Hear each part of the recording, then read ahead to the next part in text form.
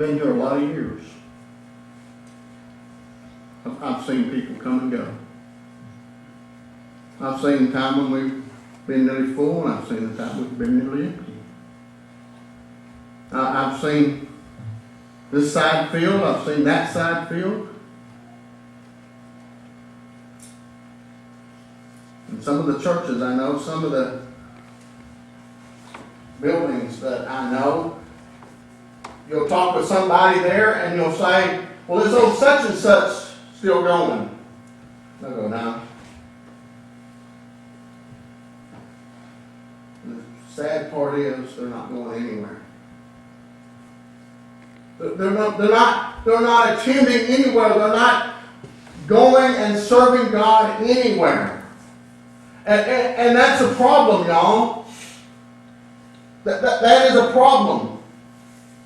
And the reason that's a problem is because those individuals have left their first love.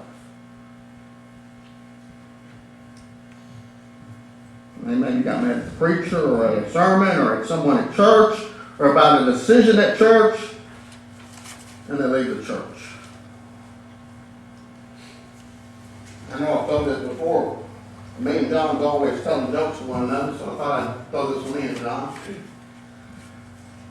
One time there was a guy who was on a stranded island all by himself, and all of a sudden this helicopter flies over and sees him and sees this marker that he's made out of stones, help, rescue me.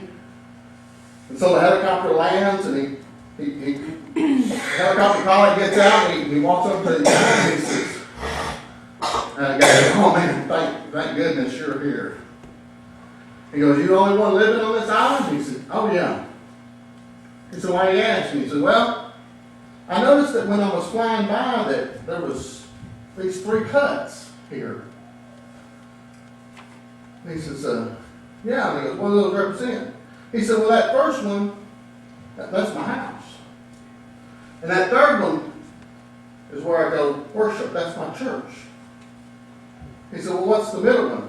He said, oh, that's the church I used to go to.